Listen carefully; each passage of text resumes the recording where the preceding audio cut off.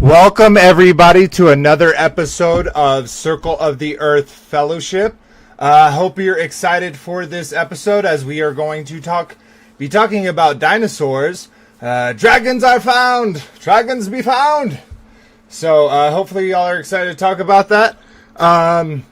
As we are doing the intro and letting everyone say hello, we'd love to see in chat if audio is sounding good, if I'm too loud now, if they're too loud.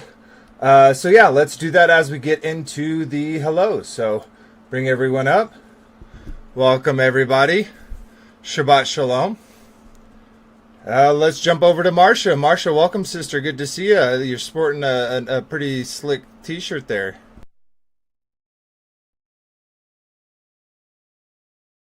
Nice. Awesome. Yep, with the new logo, Circle of the Earth Fellowship. So we'll give you a little guide to support the channel if you'd like to here in a little bit after our hellos. But thank you for that, sister. Welcome, sister. Excited to talk about some dinosaurs.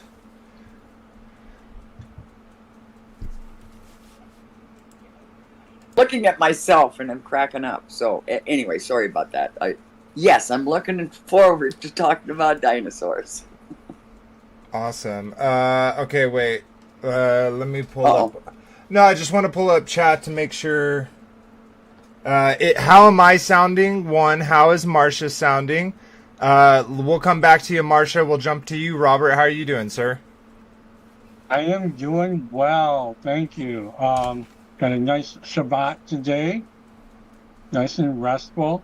So, ready for tonight. I don't think I'll be falling asleep in the middle of the Awesome. Well, yeah, that one was kind of long, and it was, people were getting irritated that we were stopping it, but it was like, well, we're trying to review it, and I guess some could say, okay, watch the whole thing and then review at the end. But I kind of wanted to talk about it as it went, and I think we did a good amount of that. I think we made a lot of great points as how Witsit overall took that debate, no challenge. Harrison basically all he had was I don't knows and why does it matter? So sweet. Like me. No. Sweet. Well, welcome, Robert. We'll jump down to Kyle. How you welcome, brother? How you doing, brother? Welcome. Shabbat Shalom. Good to see you guys. Good topic tonight. Dinosaurs. Love it. You always loved dinosaurs ever since I was a kid, and I even still have a fascination with dinosaurs. So there is something behind it, but I think the truth is stranger than fiction. And sometimes when we look into these things, on the surface it may look like something, but when we dig a little deeper, we find out there's a whole can of worms we didn't even know we were looking into. Yep. And when you open them, man, there is a lot. That is a big can of worms. There's so many angles you can go in on at it. And I feel like with all the links that everyone provided, we're going to be able to do that. We're going to be able to go over a plethora of kind of topics around this topic. So excited to have you as always. And then last but not least, we got Frankie B. Brother, how you doing? Welcome. Good to see you. Shabbat Shalom. How's everyone doing? Can you hear me? Am I at my levels? My levels are good. Are we good? Check 1, 2. No, that's loud. Sibilant. Whoa, that wasn't good. That was too loud. That was too loud? All right. Yep. All right, let's do it. Dinosaurs. Or dragons. Or dragons. Woo. Dinosaurs and dragons.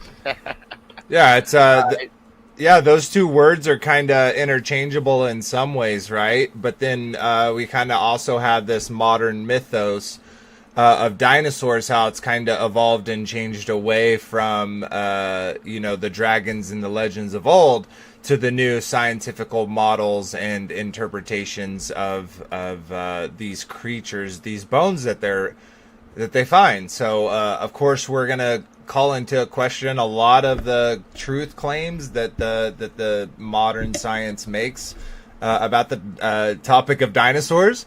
And so we're excited for you to do it. Before we do that, let's go do some housekeeping real quick. give some shout outs, and then we will we'll get into the gravy of it.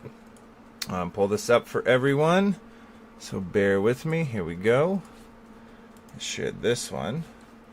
Pull it up big screen. I think it's going. I think it's just maybe being a little on the lag side. Maybe not. Like, did I click it or no?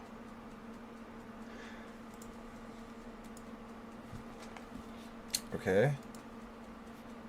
Yeah, it's completely like, I think it's frozen right now, guys. I apologize. It will not let me. Maybe I need to pull this up. Okay, there it goes. Oh, apologize for that, guys. It would not let me click on it and bring it up. So, like I always like to do, I'd like to take a second and shout out to Chris and Liz Bailey over on Take on the World. They give us the opportunity of our fellowship to come onto their platform and share our puzzle pieces with their family, with their community. So we always like to give them a shout out. And if you don't know and you're watching over on Take on the World, we also have, interesting. We also have our own, is everything going to do that now? Interesting. I apologize, guys. It's just like I literally had every single one of these things loaded beforehand. But of course now it's not. Of course now. And look, it's just my YouTube channel. Like that has nothing playing, nothing crazy going on. Let me see if I can refresh it and it will come back up. Like, can I stop you? Like, it this makes no sense. Okay, let me try this. I'm going to try to close this one. Open a new tab, put it in there. Go. Pull it back over here. Let's see if it goes for me. Well, anyways, I'll show that when it comes up. We have our own channel, Circle of the Earth, so go check that out. And like always, read the comments from the last videos. We got one from user K47. This whole thing, I'm not going to try to read that whole thing. It says, "Please praise for Alan. He's in the hospital. Pray Jesus will heal him. Amen. Friends, bless you." Thank you for posting that comment. We sure will pray for Alan. Really love to know why he's at the hospital, but he will definitely be in my prayers and all those in the community. Let's give him some prayer bombs and to Alan's way. And thank you for your comment. And then, yeah, still not pulling up. Okay, we're just going to skip that. Yep, we have a YouTube channel. Check the links in the description. You'll find us there. And then over here, we didn't get one, but, comments help the channel grow. So any and all comments really are appreciated. Sweet. And then if you don't know, this discussion as well as the after shows and the Peace Seeker episodes all take place on Discord. So if you're interested in joining the community and sharing memes and other content creators, tons of other stuff, check that out. Link is in the description below. And like you saw with Marsha, as well as we saw Robert's past couple shows, we have some sweet merch. It supports the channel. You get something out of it, so it's a win-win situation. So if that's what you would like to do. And then just a couple resources I like to shout out. Bible Gateway, Bible Hub have so much in them if you're a true seeker like us and want to dig into Scripture. Lots of great tools to be found. You should also check out Sacred Texts. And we here really love the Book of Enoch, the Book of Jubilees. And we're also doing a reading on Peace Seekers, which happens on Sundays of the Testament, of the 12 Patriarchs. So if you're interested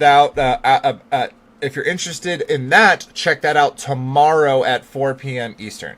Sweet. All right. So I'm just going to go ahead and close all this down. Stop streaming. We can kind of chit chat for a second before we get into the sharing of the articles and all that jazz. So let's go through each person and kind of give me your maybe how how big of a connection did you have to the topic of dinosaurs? One, and two, when and if you kind of drop that belief, at least the mainstream explanation of it, did that? How did that change your life? And I'll kind of go through each one of you. Let's start with you, Marcia. What are your kind of thoughts? Actually, I remember Ken Hovind coming to our church. And we have his tapes on VHS tape. So, and I heard him talk about the earth and, and how it had a canopy of ice and that we had dinosaurs. Everything was bigger. Mm-hmm. Bigger because that canopy of ice. That's how I remember it. Mm-hmm. And I don't remember him talking about dinosaurs. At least I just don't remember. But dinosaurs only became anything of interest to me because all my grandkids wanted dinosaurs. Other than that. Okay. And then I learned later that dinosaurs were fake in the Smithsonian. So when you were going to school, was that paleontology even brought up?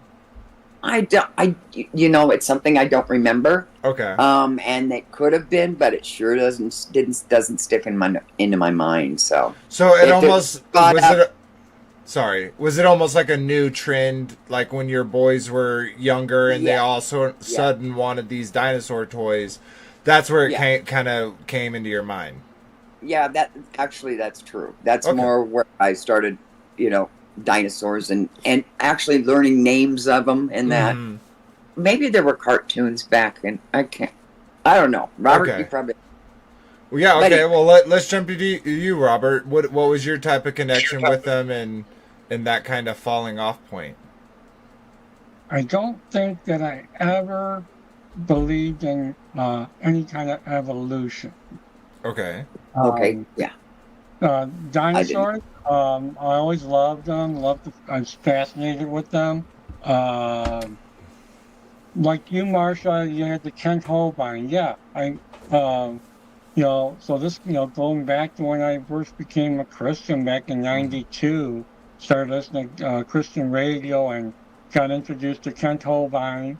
I actually went and saw him. He was speaking at a church, and I got the VHS set. Yep. All this stuff about the dinosaurs and the creation and I got some. I got this shark tooth. I gave it away. I gave the shark tooth away. It was a of a megalodon. Megalodon. But yeah, the Kent Hovind theory. Okay, so that's the spherical Earth and that's where the ice came down and the ice came up. The water also came up from the deep there. So okay, yeah. There's some similarities, some not, right? Mm-hmm. So between that and the other gentleman, the name comes to me. He's down in Kentucky with the Ark and all that. Oh, right. Answers in Genesis. Answers in Genesis. Yeah. What is his name? Ken Ham. Ken Ham. Yes. Ken Ham. Yes. Yeah. Talking all kinds of different things about what is real and what's not real as far as what they were talking about, right? So as far as the fossil records go and how they just pieced together different things. And mostly I remember them talking about the actual where human beings came from, right? Mm-hmm. The old Lucy and all that, right? Yeah. So, yeah, it's very funny how in a lot of scientific fields, and interestingly enough, mostly theoretical scientific fields, the Christian community for some reason wants to capitulate to the information provided by the scientific community as gospel.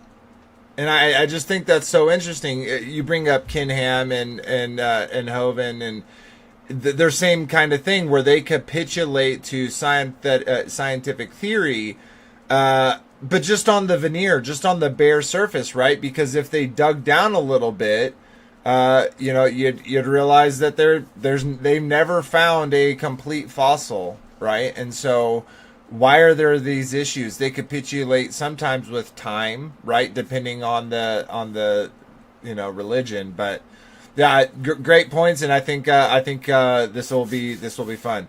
Let's jump over. What? Oh, I do remember one thing, and I believed it at the time, that dinosaurs made oil. oh yeah. Did believe that. And a limited supply of fossil fuels. Yeah, Mhm. a limited supply. There's only so much ancient Exactly. dinosaur goo underneath the earth. Yeah, great point. Let's jump over to Kyle. What are your thoughts, brother? Yeah, I thought dinosaurs made fossil fuels too. I thought that's what fossil fuel meant, but turns out we were duped on that. Oh yeah.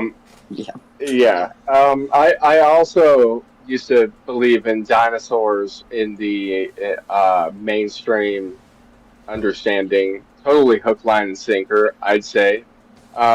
Pretty much up until the point where I came to enclosed cosmology, and that was relatively close to the point where I came around the Bible, which the Bible was prior to that. But Okay. I thought for a time I could reconcile dinosaurs in the scripture by it being God's creation, something He made. I used to think that like Behemoth was the sauropod dinosaur, even different things like that.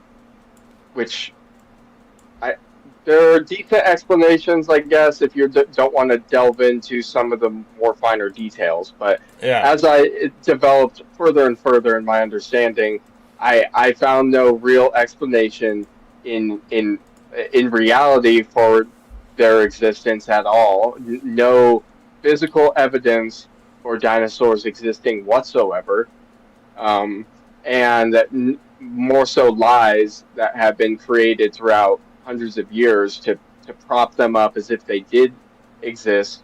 There is more evidence that dragons existed than dinosaurs did. But Really?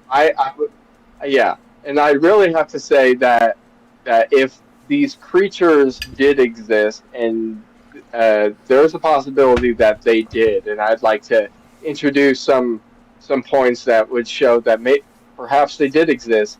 I would like to say that they were not naturally created by ABBA. They were not created by God. That they were probably a abomination, chimeric Nephilim offspring that was made to either be for food or for ruling and dominion on the earth for help of the other Nephilim giants. That would be my Or my own presumption. as a vassal, right? As something that these Spiritual spirits, vassal for the demons. Yeah. Yeah, because no natural animal is going to fill that vessel that they made. So it has to be an abomination, some kind of unclean spirit that possesses it. Yeah. So yeah. Yep. Yeah, and I think we'll kind of hit on that a few of those topics you brought up, and I think they're very good topics. Yeah, let's keep going. Frankie B, thoughts, brother?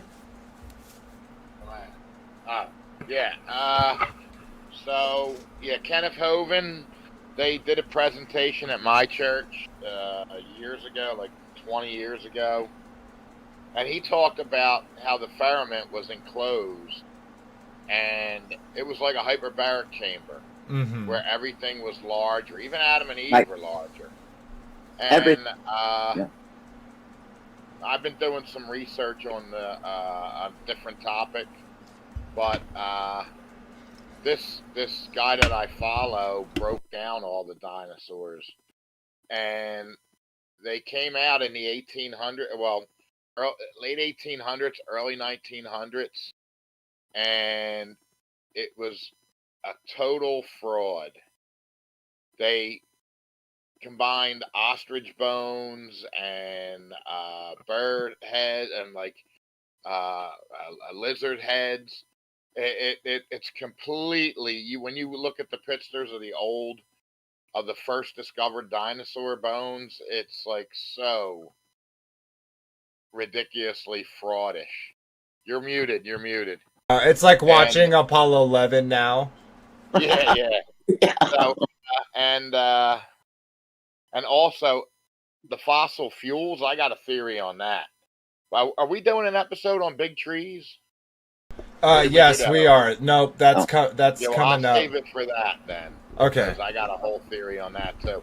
Yeah, but I used to believe it, and the evolution of the dinosaur when we were growing up, Marcia, how we went to this. I live in Philly, so I went to the Franklin Institute, seen the bones, and then right before Jurassic Park came out, they discovered that they had longer tails. Their tails like balanced them, and that's where we got this whole new age of dinosaurs from that whole Jurassic world, because it was the discovery that they were more athletic and their tails kind of like balanced them. They ran on two legs, but it went from like completely Stone Age, Fred Flintstone, to this hybrid dinosaur with Jurassic Park coming out in the late 80s. You know what I mean? 93 is when Jurassic Park came out. Is that when it came out? Yeah. Yeah. But that discovery was like when I was in, like at the end of grade school, how, they found out that they were more like bird-like, you know what I mean? Yeah, they came out with the whole depiction of them having feathers and all that jazz. Yeah, and how they ran on two legs and their tails were more mobile. It was more a sleek-looking creature. Yeah, and that Jurassic World came out. Yeah, and they've changed the looks and the things over years, and the quality of their replicas has gotten better for sure. But yeah, so all right, well, I'm going to read the description. Hundreds of millions of years ago, it is said that beasts of enormous size existed. These creatures are said to have roamed the earth for millions of years as the pinnacle creations of natural selection in their time. Within our time, the academic consensus around the world is that these creatures not only existed, but also had complex intelligence, relationships, and anatomies that are explainable with modern technology. Did these creatures exist? How can we be certain? Join us as we discuss the topic of dinosaurs and the implications for our and future generations from the perspective of believers seeking the puzzle pieces of truth. So I'm going to pull up our share. It's giving me a little bit of issues, guys. Please bear with me. Hope everyone is enjoying it. We got Earth First, Space Later. Welcome, brother. We got our sister Wendy, Robert, and Kyle also in the chat. Welcome. We got Jen S. Welcome. Elohim's Medicine. Welcome. Good to see you all. And anyone over there, I don't see anyone on chat, but those who are watching on Taking the World, good to see you as well. Okay, let's see if it came back and... Okay, whoa. What's going on? Sorry, guys, having a little bit of technical difficulties. Normally, you could kind of see it for a second. It tried to load, and then it disappeared. Oh my gosh. Do I need to click on something else and then, click back? I apologize, everyone. It is giving me... It is just lagging so hard. Discord, which I've never ever had issues with Discord doing something like this before. So Discord's doing it, not YouTube, or that, correct? Right? Yeah, I'm having. How dare you? How dare you, indeed. Yeah, when I try to click share screen now, it you'll be able to see it. It normally comes up with the window and lets me select what I want to share. But right now, what it's doing is it is, as soon as I click on share screen, it disappears all my options to the share screen kind of thing. Oh my goodness! It just showed up and disappeared. Maybe chat will see that. I'm not sure. I saw it for a brief second. Yeah. You did? Yeah, it was opaque, like it was only translucent, and it like popped up over our faces. I was watching the YouTube. Okay. My. Okay, I'm gonna try something. One it's second. silent. I'm gonna go here. I'm gonna close. Oh no, that'd this. be terrible. I think share screen. I think I'll get it fixed. Give me just a second. Perfect. Go here. Pop out. Let that pop back out. Bear with me just a second, everyone. Share screen. Okay, now it's letting me do it. Nope, I got it fixed. Switch. Oh, good. Back. Oh, good. Good job. And thank you, everybody, for your patience. Let's go ahead and drop cams, just so it will help with the loading process. And I wanted to start with this. This is basically where gargoyles came from. Now you're like, well, what does this have to do with dinosaurs? Well, the name of dinosaurs actually came from the word dragons, and yeah, let's check this out. So this is a tale of it's, I can't pronounce it's French, but it's La Gargoyle or whatever. Gargoyle. Yep, and it says one highly fanciful legend exists about the origin of the first gargoyle. I have come across it in several different books, so I figured I would share it with you. La Gargoyle, a dragon who was said to have regularly terrorized the French town of Rouen. On its annual visit, the dragon demanded of its townspeople a virgin maiden, although more often than not, he was given a convicted criminal instead. As the story goes, the villagers grew tired of the dragon's demands. A priest arrived upon the scene and promised to subdue the dragon if, in return, the townspeople would build and join his church. Doubling his chance for success, they readily agreed, and the priest set off to confront the dragon. Shortly after leaving town, the priest came upon the dragon. Using the sign of the cross and other Christian powers, he quickly subdued the beast, then led the docile dragon on a leash back to the town. Waiting to ensure their permanent freedom from the oppressor, the townspeople burned the dragon at the stake. The beast's head and neck did not burn, however, undoubtedly due to the long life habit of breathing fire, which had toughened its skin.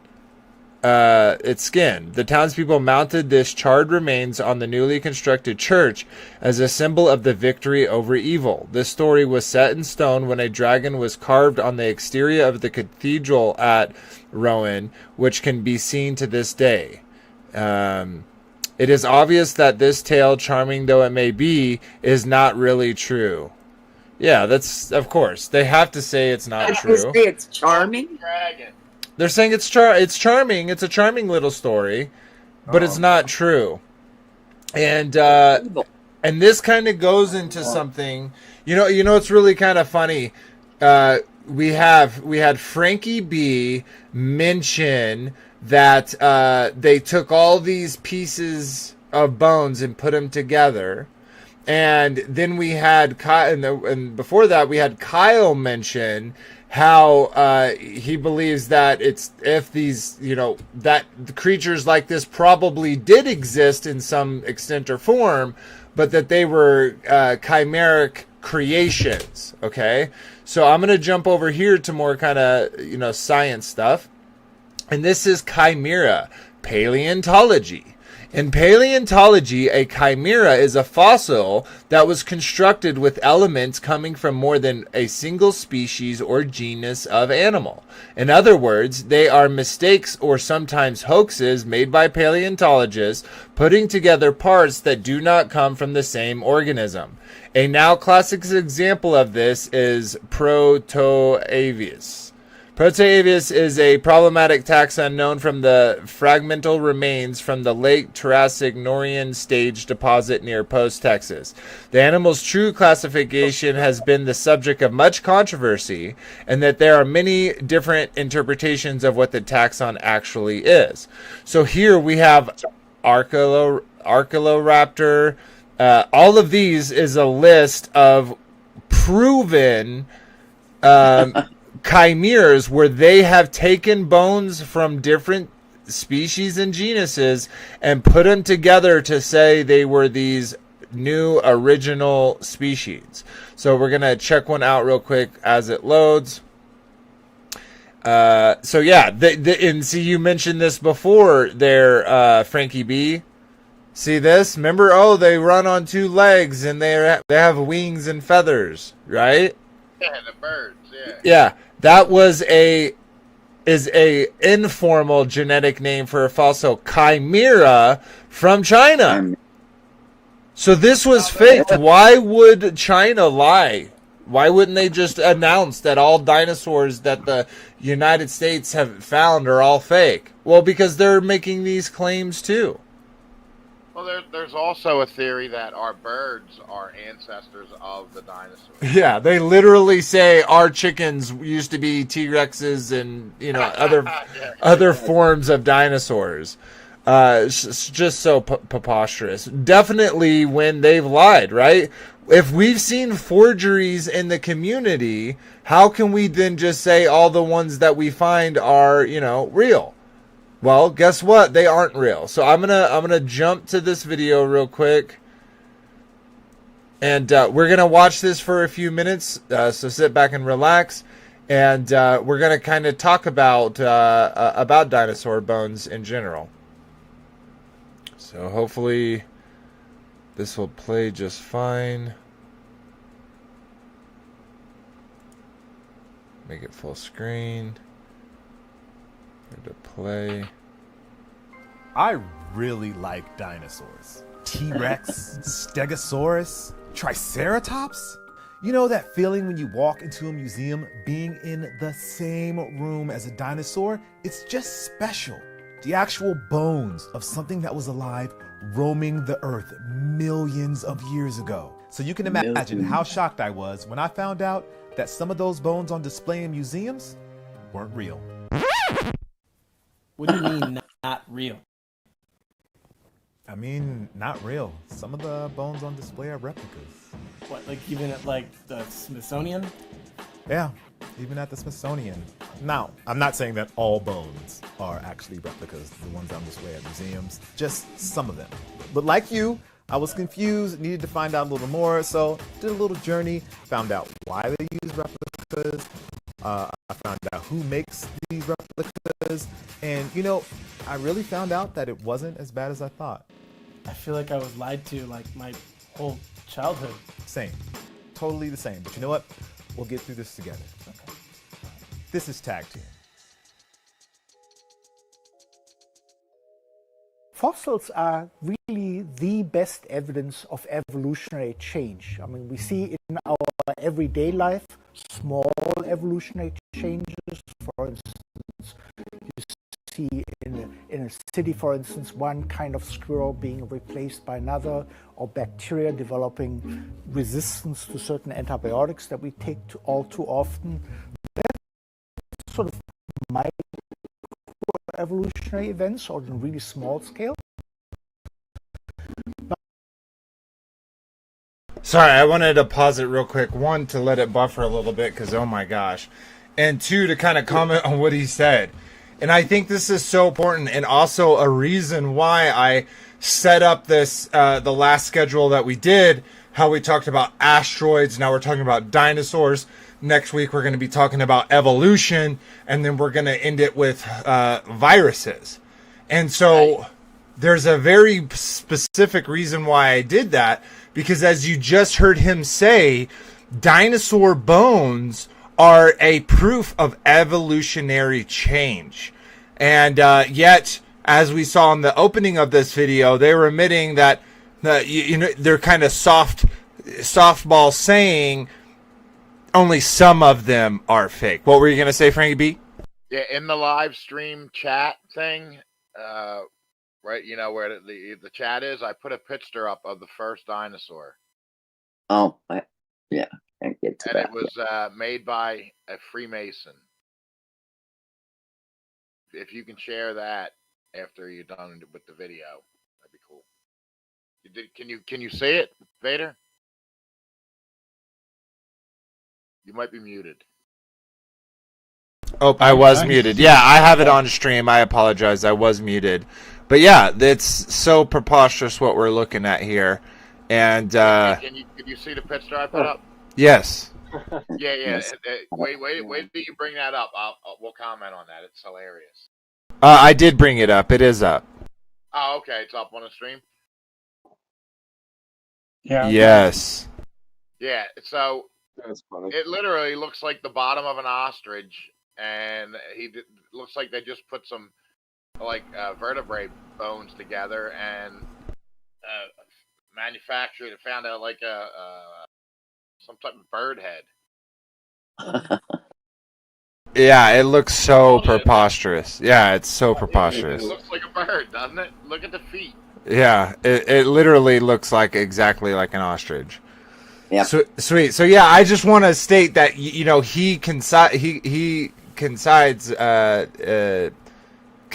that dinosaurs are important for the evolutionary process, as a visible evidence that the evolutionary process exists. So why are some of them fake? Let's keep chugging along. Oop, wrong one, wrong button.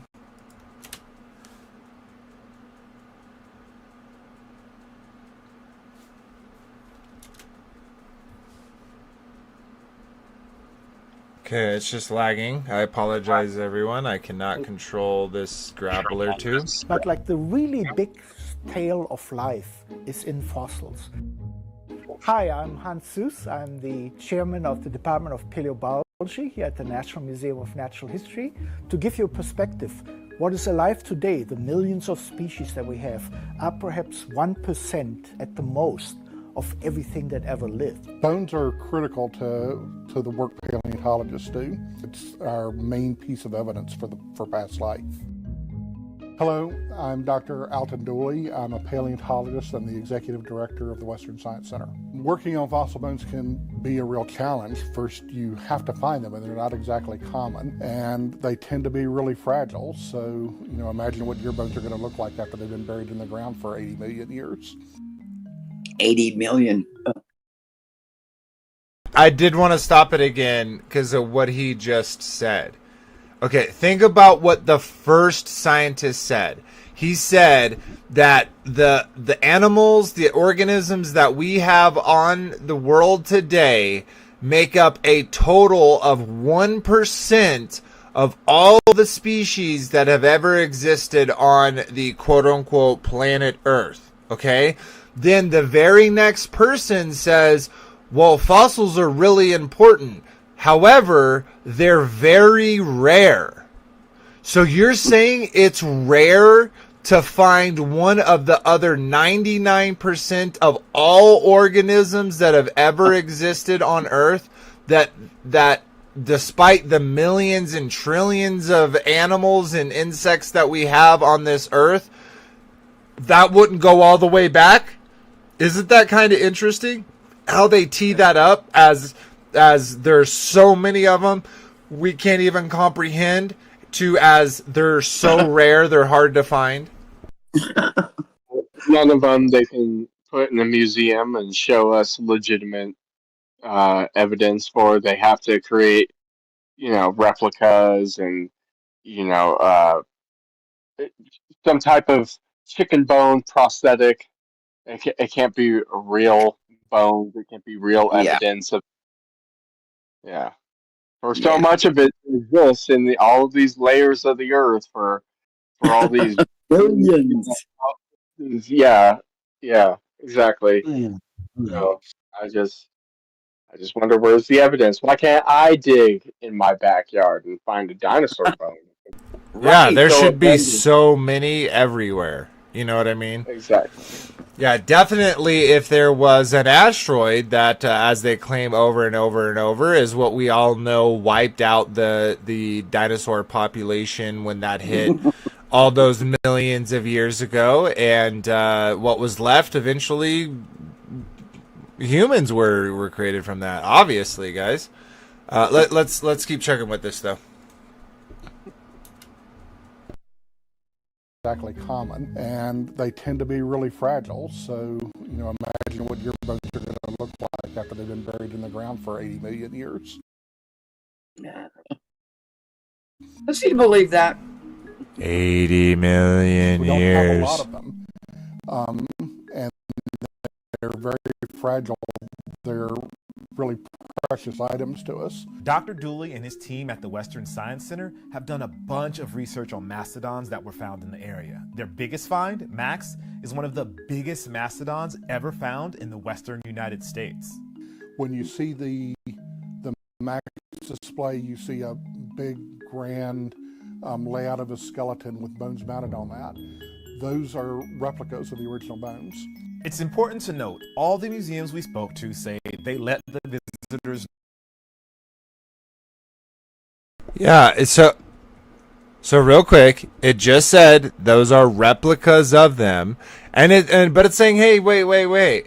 The skull is actually a fossil with a reconstructed horn, and the skeleton of the Triceratops is a cast. They're saying, oh, the scanned replicas aren't fake. They're exact copy of the actual bones.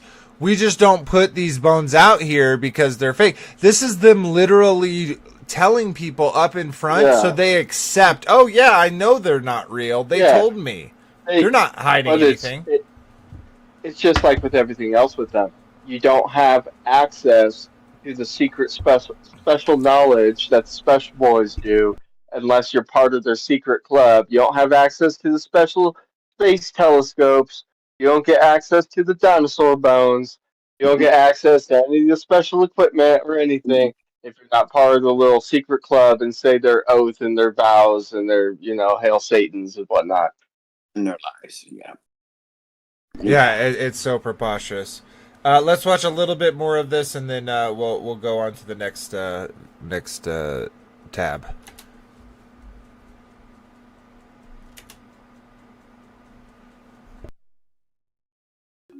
Layout of a skeleton with bones mounted on that. Those are replicas of the original bones. It's important to note, all the museums we spoke to say they let the visitors know which bones are real and which are replica. And some of the bones are indeed real. Sue, the amazing T-Rex at the Field Museum in Chicago, the bones on display are real except for the head. Museums are keeping it real with us. Okay, but then why do they even bother with the replicas? Why don't they just hang the real thing? Most dinosaurs that we know, for instance, and most big mammals are only known in some cases from a single specimen. But everyone is interested in. Obviously, the institution or the scientists who collect it have the specimen and put it in a public repository. But then other museums would like to have one too. We use replicas for a couple of different reasons in exhibits, and the biggest reason is that the fossils are irreplaceable and they're fragile. To mount a fossil skeleton requires an extremely expensive and complex armature, or it requires drilling holes into these irreplaceable bones. We really don't like to do that if we can avoid it. Okay, so it's kind of like when I... Okay, so we're going to end this video here, but isn't all those excuses very convenient?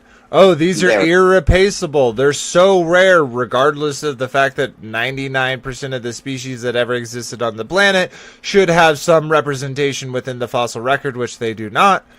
Weird how that happens and how convenient the excuses that they give us. Yeah. And so to kind of talk about the paleontology and them dating, right? We know that these bones are 80 million years old. and so on and so forth. Other channels, including the Founded Earth Brothers, have shared this, but I wanted to share this again with those that who have not seen.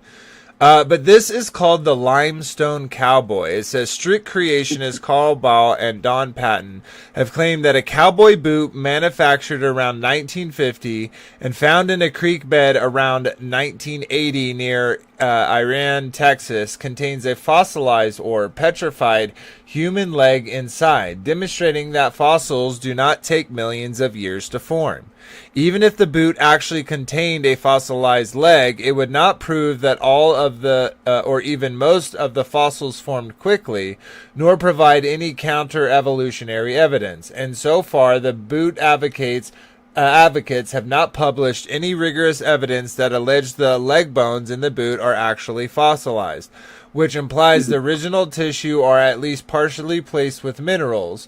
The bone in question appears bright white and at least on the outside, which is more typical of modern bones than fossilized bones, which are generally tan or brown, due to the minerals in the sediment absorb over time.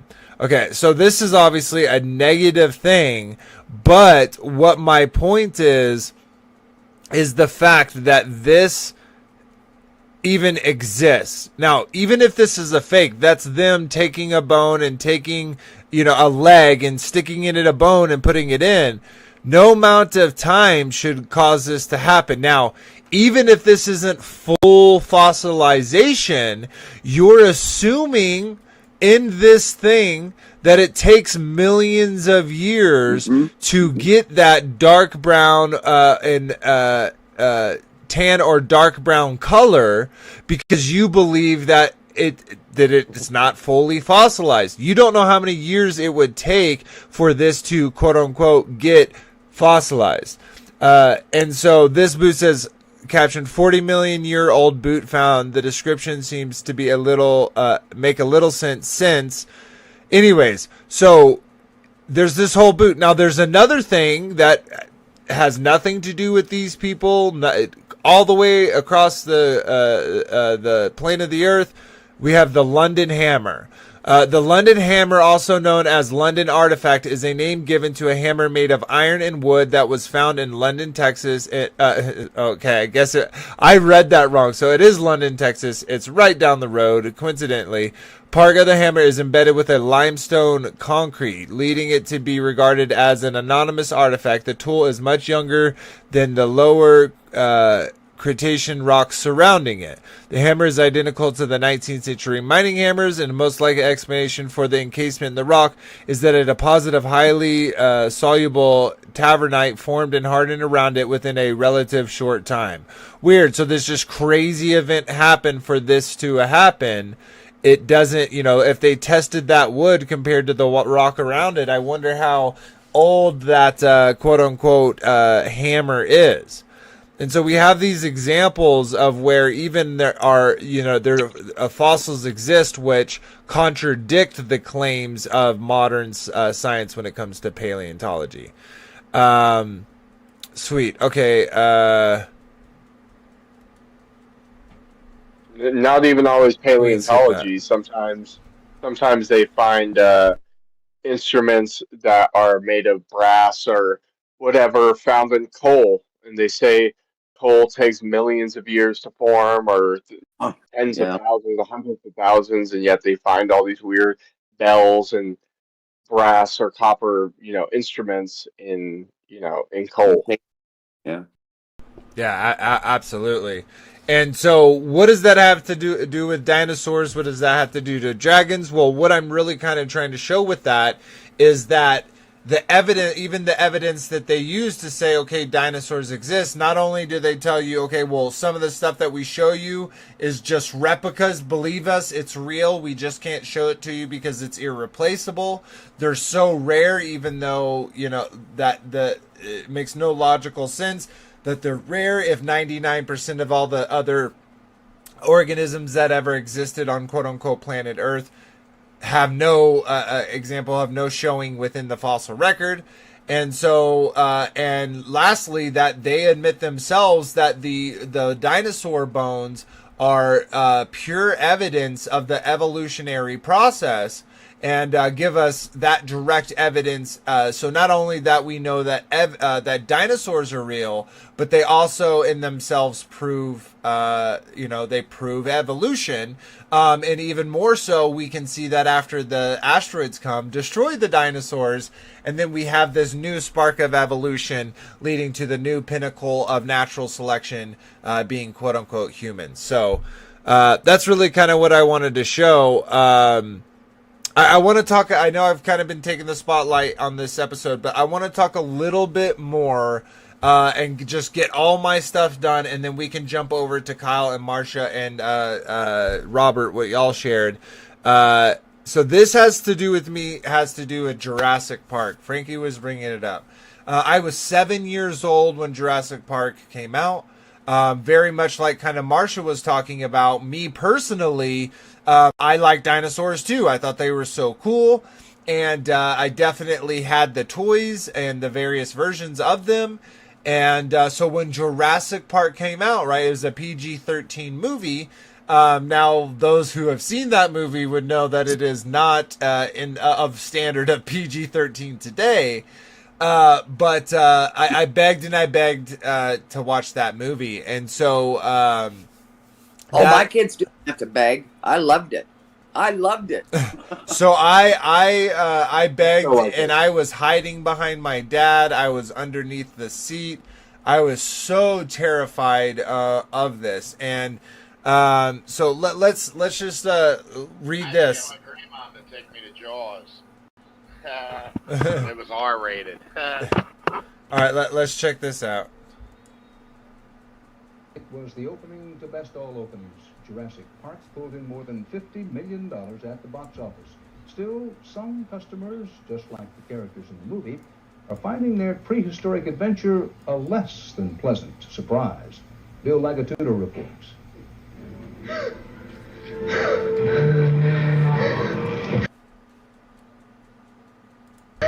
When it comes to movie merchandising, Jurassic Park is a natural. After all, kids love dinosaurs. But should they be allowed to see the movie that's inspiring all this? It's so intense that parents should really know that this is going to scare their kids. Steven Spielberg himself has said he wouldn't take his children to see the film. They're all under 8. Yet many of the toys and t-shirts, the special dinosaur meals at McDonald's, all of which will earn the studio countless millions, are clearly aimed at children under 13. Look at this. This is not the nice thing to teach the 6-year-old child. It becomes too seductive to children younger than 13 to want to go to see the movie once they play with the toy. In this movie, several adults... I didn't know that all had a problem. I didn't know that they had that on the news. I loved it. Huh. And think about what you had said earlier about it didn't really come to mind until what? Your children started asking and playing with the toys. That's true. That is true. And that lady literally just said that after playing with the dinosaur toys, all the children would then go and ask to watch the movie. Oh, well, that makes sense, because that actually is what happened to me. Is I didn't get interested until that. Yeah. Until the kids. Yeah. So let's keep checking. Adults are eaten alive. 2 children are pursued relentlessly by some very scary creatures. Enough to give your kids nightmares? The experts say that depends. I think you need to prepare your child for the violence that is shown in the movie. I don't think you would take a child who didn't know fantasy from reality. At theaters today, the movie's violence got mixed reviews. Some of the parts were a little bit scary, some of them weren't. A little bit of fright is always good every once in a while, Tonight, some merchandisers like McDonald's Boomers. refuse to discuss the controversy. They may be too busy taking profits as You're a Jurassic Park bloomer. continues to gobble up competition. Bill Lagatudo, CBS News, Hollywood. It was kind of scary when I first watched it, but it was, I don't know. Okay, so before we go to the next video, I kind of want to talk a little bit personally. So my whole life after watching Jurassic Park, I had reoccurring nightmares about dinosaurs. And in those reoccurring nightmares, I was always barely getting away from them. And each time they would, I'd get into the crate right before they snapped me, or I'd jump over the cliff and into the water right before they'd get me. And I would just have these stress-induced dreams where I was constantly getting away and then almost getting killed, and then getting away and then almost getting killed. And it was always, like I said, stressful. So, interestingly enough, when I started looking into dinosaurs being fake, on my conspiracy journey, this was actually, quite a few years ago. It's kind of weird. I had this dream, and in that dream, when I was looking into this conspiracy and realizing, wait, maybe dinosaurs, aren't a thing. I had this interesting time where it was exactly like that other dream, and I was running and I was barely getting away. But then I realized that I was in a dream, and I thought to myself, I said, if I just let them eat me, then I'll be good. They'll eat me and I'll wake up, because I know it's a dream. And so I did just that. They ate me. I woke up, and the very next night I had the reoccurring dream of dinosaurs, but this one was a little different. And it's kind of funny, to be honest, guys. All the different dinosaurs that I met on this island. So in the dream, this island was the first island where any of the dinosaurs were made through this genetically GMO process, right? Like chimeras would need to be made. But anyways, I digress. And but they were all the rejected ones. So there was literally a T-Rex that acted like a dog. There were platypuses that were playing patty cake. And in this dream, I just constantly was laughing and had this kind of joyous spirit over looking at all these creatures and realizing how ridiculous and silly they were. And you made it a cartoon. You almost made it a cartoon then, instead of life. Yeah, and after that, I never dreamed of dinosaurs before. But so I bring that up because for a long time, those dreams had a power over me, and the fact that even Steven Spielberg said, hey, I wouldn't take my 7-year-old children to him, my 8-year-old children. Many parents did, and I'm not knocking anyone. I'm not saying you did anything wrong. I think that it was set up for, with marketing and propaganda for that to happen. But I also know that a lot of people have had nightmares, and reoccurring nightmares at that, specifically about dinosaurs, and those were often sparked from Jurassic Park. What are y'all's thoughts about that? I don't know if I've ever told y'all that before or not. Yeah, I've heard the first part of your dream. I don't know that it turned into a cartoon afterwards, but I do remember you talking about it. But yeah, I didn't even know there was a ruckus about the movie. This is the first I've known. You showed me something that it was too scary. I don't know. I don't remember that. Anybody else? Yeah, I remember the first one that I had seen, which wasn't the first one; it was the second one.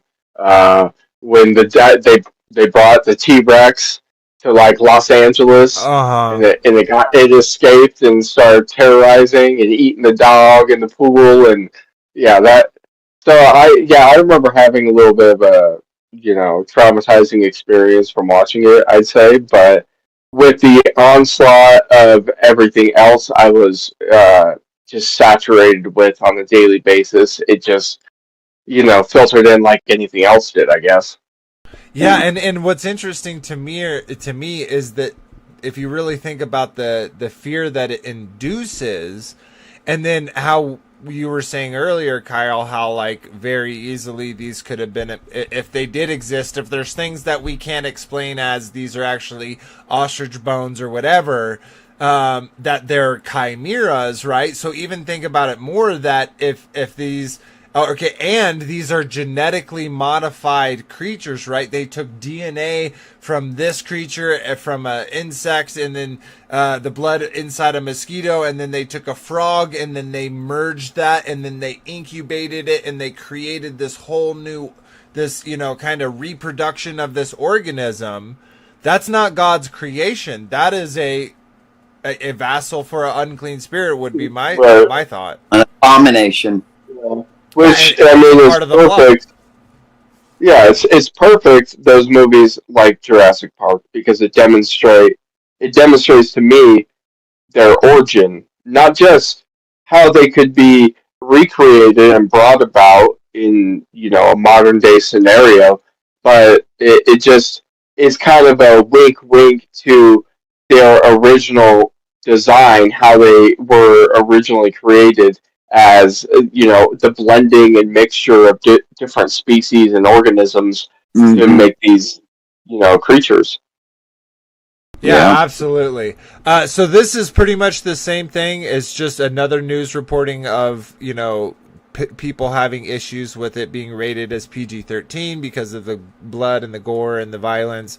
But this will probably, I'm gonna pull up the episode thing for this. Give me a second, everyone. I'm going to change the opacity so you can still see through it and you can still see the thing, but if I don't do this, I'll 100% Frankie brought up, what was it, that shark movie?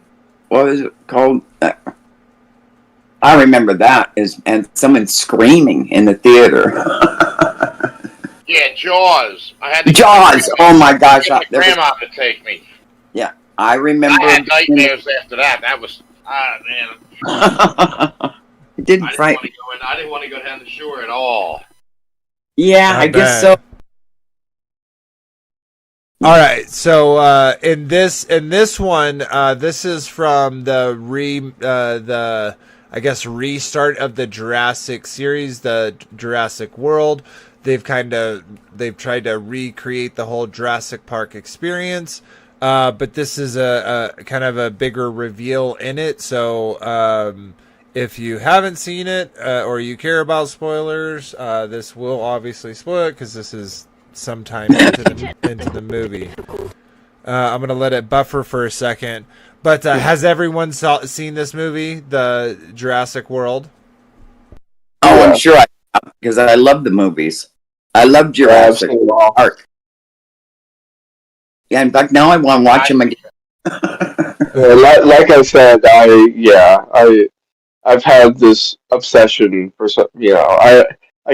I can't say if it's from myself or from what's been indoctrinated in me, but it definitely exists where I'm like, if there's a new Jurassic Park out, I'm probably going to watch the trailers. I'm definitely going to watch the movie.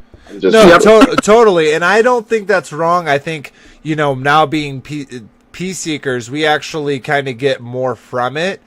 We still get to enjoy it because we can, suspend our disbelief, but we're also our eyes are open to see the little nods and signs and symbols and things that they do within movies to kind of get more out of it. And they're typically now more days, movies are way less gory. Like, I feel like movies today are on more extremes. They're either like super gory and super sexualized, or they're like, that's almost taken out of it 100%. But yeah, anyways, so this is from the new not the new one, but the first one from the restart, Jurassic World. This is him talking about the Indominus Rex, the kind of the main antagonist of the movie.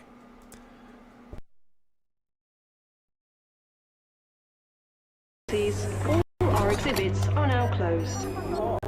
Senhoras e senhores, devido a problemas técnicos, todas as nossas exposições estão fechadas no momento. You know that I'm not at liberty to reveal the asset's genetic makeup. Modified animals are known to be unpredictable. Just kill people, Henry. That's unfortunate.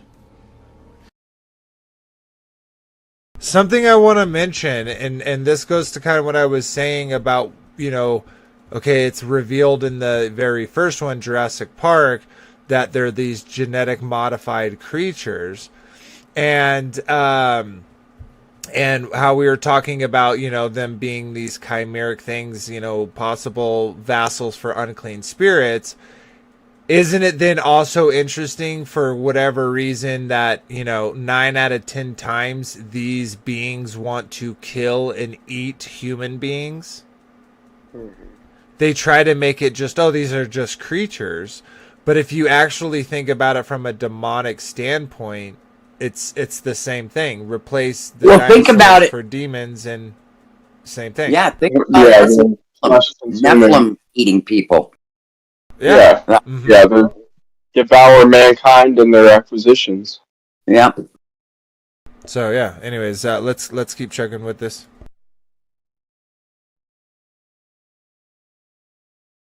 What purpose could we have for a dinosaur that can camouflage?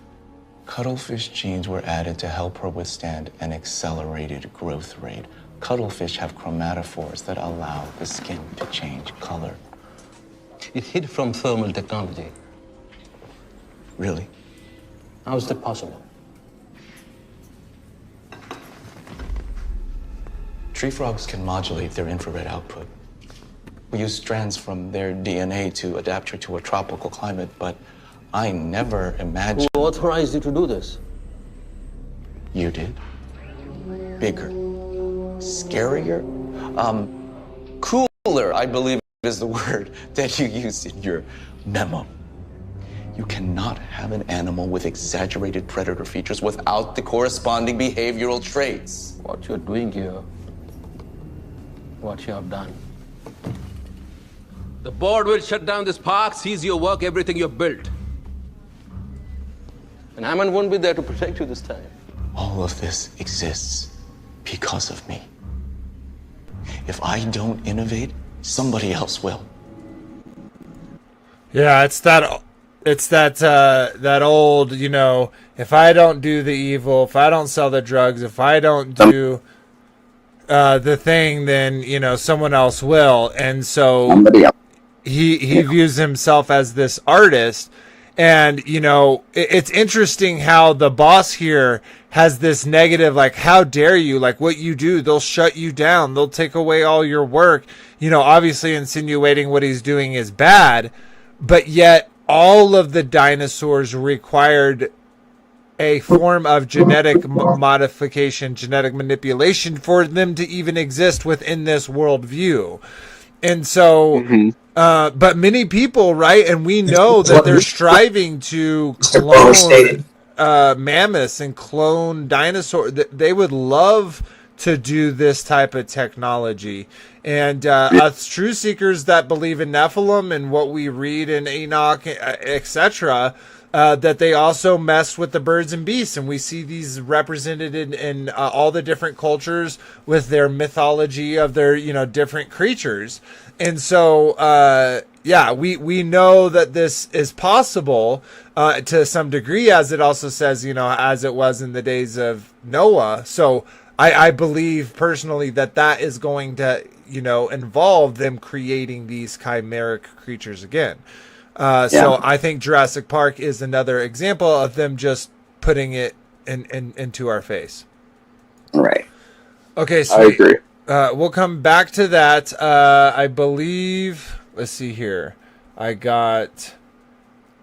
These are Kyle's, right? Yep, Kyle's. Roberts. Let's check out Roberts. So this is Genesis Apologetics. It says dragons and dinosaurs. There are numerous ancient drawings and carvings of dinosaur-like creatures in almost every continent around the world. Dragon legends also exist in almost every culture around the world. Many of these describe creatures that are similar in size, shape, and features. While many of these are likely fictional stories or exaggerations, it's quite surprising how many of these dragon tales are told by credible historians. Historians that we trust from framing history as we know it today. So why do so many accept historical fact that these famous historians, but readily dismiss the accounts, their accounts of dragon/dinosaur creatures? Are we selectively choosing only the parts of the accounts that would fit our worldviews? For example, in 1271, Marco Polo authored Travels of Marco Polo. Marco was the first European on record to visit China and Asia and record it in detail. His work and maps popularized the 4,000-mile Silk Road trade route. Maps of the Asia were based on his description until the 16th century, and Christopher Columbus relied on these maps for finding a sea route to China in 1492. Marco recorded dragons living with man. Regarding the province named Karajan, he wrote, "Here are found snakes and huge serpents, 10 paces in length and 10 spans in girth, and is 50 feet long and 100 inches, about 8 feet in girth. At the foremost near the head they have 2 short legs, each with 3 claws, as well as eyes larger than a loaf and very glaring. The jaws are wide enough to swallow a man, the teeth are large and sharp, and their whole appearance is formidable, so formidable that neither man nor any kind of animal can approach them without terror. Others are similar of size, being 8, 6, or 5 paces long." He continues by explaining how the local citizens in the area hunted and killed these creatures. In 330 BC, Alexander the Great invaded India and brought back reports of seeing a great hissing dragon living in a cave, which people were worshipping as a god. Later, Greek rulers supposedly brought dragons alive from Ethiopia. Athacanius Kircher lived from 1601 to 1680, was a German Jesuit scholar who published 40 major works and taught at the Roman College for 40 years. In his chapter on dragons in Mundus Subterraneus, Kircher records of winged dragons dispute have only arisen between authors, most of whom declare them to be fanciful, but these authors are contradicted by histories and eyewitnesses. Winged dragons, small, great, and greatest, have been produced in all times in every land. These could well refer to Pterosaurus alive after the flood. Pliny the Elder, a well-known Roman scholar and historian, was the author of Naturalis Historia. Guys, we've read this before. Y'all remember? If I don't know if y'all remember that. In this famous work, Pliny writes, Africa produces elephants, but in India that produces the largest as well as the dragon. Herodotus was a famous Greek historian who lived between 484 and 425 BC. He was the first Greek writer who succeeded in writing a large-scale historical narrative that has survived the passage of time, which contributed to Herodotus being known as the father of history. Herodotus records winged serpents are said to fly from Arabia at the beginning of the spring, making for Egypt. But the ibis birds encounter the invaders in this pass and kill them. The serpents are like water snakes. Their wings are not feathered, but very like the wings of a bat. Sweet. So great article there that you found, Robert. Good find, brother. Any thoughts you that can trust the Jesuits. That's very true. But when you read this, did you make that connection of the fact that we had read the Naturalis Historia? I did not make that connection, but I do remember that. I didn't make the connection, but now that you mentioned it, I remember I had read this section about the dragon that coiled its tail around its prey and squeezed it. It was, I'll have to go back and reread it. It was the flaming arrows. Like, I will protect you from the whatever during the night, and I will protect you from the flaming arrows during the day. And then we saw that word in Latin was the same word as in naturalist historia for this creature called a flaming arrow. The fire-breathing dragon. I know that there were some people that was talking about that. I don't know if it was part of Kent Holbein or someone else, but they were bringing up on how they have these.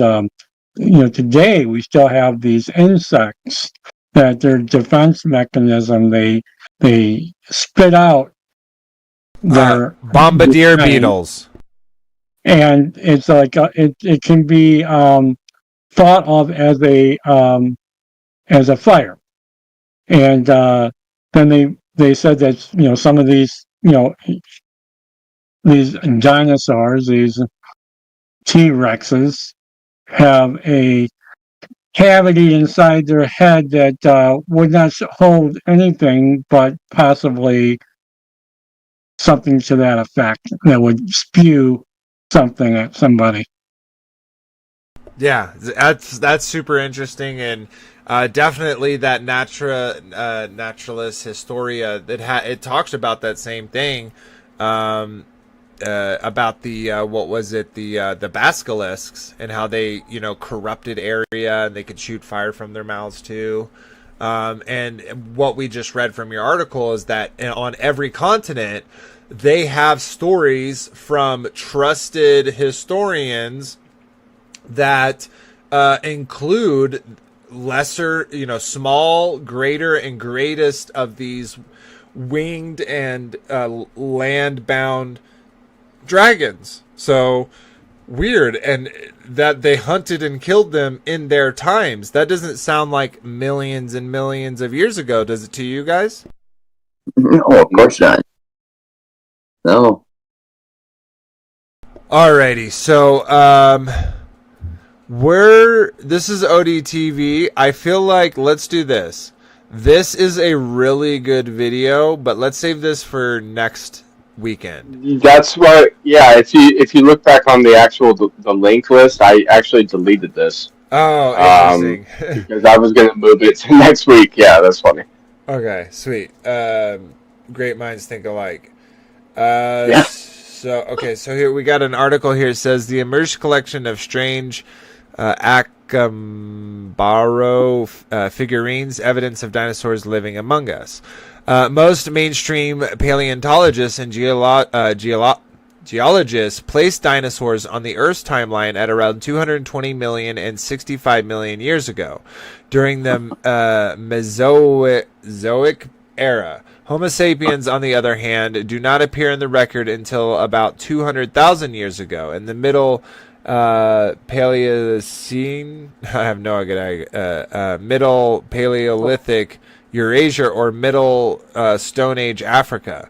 There are, however, occasional claims of evidence that dinosaurs and humans were not so temporarily distant from each other, and in fact coexisted at one time. The bizarre anachromatic figure are an example of this phenomenon, and I can't pronounce that. In 1944, the German shopkeepers Vladimir Jolikrod claimed to have stumbled upon mysterious figures which on horseback near this place in Guadalajara,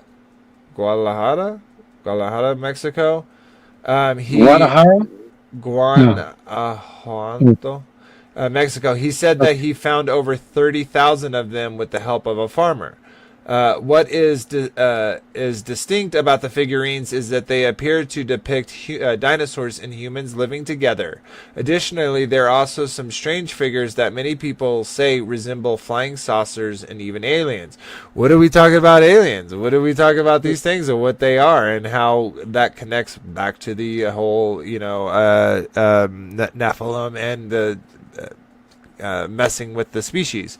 Says most archaeologists have dismissed them as fakes because thermoluminescent studies have analysis of the artifact's surfaces reveal a very recent age, but these studies have not stopped those who are on the outside of the archaeologist mainstream who have other ideas about the figurines' origins. Those who believe that the artifacts are genuine can be divided into three groups: cryptozoologists who say that the figurines are evidence of a relict population of dinosaurs in the region who happened to come into contact with humans. Those who believe that the figurines were left behind by interdimensional aliens who could travel back to the time of the dinosaurs and bring knowledge of them to Central American peoples, and young Earth creationists who claim that humans and dinosaurs had to coexist to fit in with their interpretation of Genesis 1 through 11 in the Bible. The first position is probably the most consistent with the mainstream view. However, none of these points of view matter much until you first examine the question about the collection's authenticity.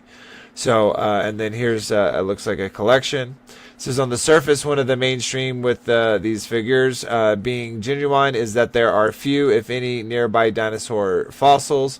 There are also no written accounts or oral traditions which speak of dinosaur-like creatures living in the area. It seems like they were common enough for thousands of figures to be produced depicting them.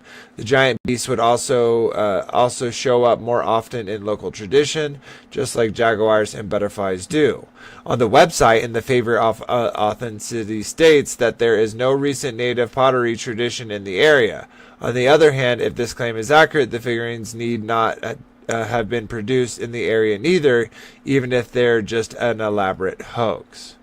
Okay, and then it says in 1952, American archaeologist Charles D. Peso examined the artifacts and found that their surface suggests no signs of weathering or collecting dirt in the cracks, and they would have suggested that they were thousands of years old.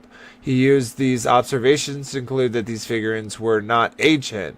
He also asserted that the family which had originally provided the figures to Jules Reb had been making them for a peso per item. Furthermore, the figurines resemble creatures and characters that the family may have seen in films, at a city cinema, or reading from comic books available at the museum in larger city nearby. These findings cast doubt on the authenticity of these artifacts. Interesting. So it's, you know, who knows? And I definitely, this is one example. They also have those balls, those spheres, which are also depicting dinosaurs and humans together. Who knows? I think that it's definitely possible. But who knows? These ones, I find it, that they don't show the ones that depict them having fornications together. There's quite a few of those in that collection, but whether or not they're real or fake, it kind of just hits on a lot of spotlights on, we know they're fake because, there wasn't any dinosaur bones found in that area, and it's not in the oral tradition of the, customs. It's like, well, yeah, but there aren't like any dinosaur bones in any area unless you're like one of these special boys that can just dig them up wherever they go. Hey, I put another picture in the chat. Okay, I'll bring it up and. Okay, it's the first artist rendition of a dinosaur, and it shows how they walked on four legs. It's actually he actually used an alligator's head. Okay. No. Okay. I didn't notice when we were reading this. It literally says a few humanoid animal combination figures. That looks like a mermaid, guys. You know what I mean? So these aren't just dinosaurs. These are mixed things, and it's kind of funny that they're using the scapegoat of just dinosaurs. Pretty interesting. Kind of thinking about it like that. All right, let's see what Frankie B shared in the chat here. It's like a bear and an alligator mix. That's so preposterous. Do y'all see that? Here, I'll bring it up again and let. It looks so goofy. It's like a bear gator. A bear gator. Yeah. And then it's got a long serpent tail, whatever. Yeah, the bear gator. Yeah, bear gator with a lizard tail. So what even is that?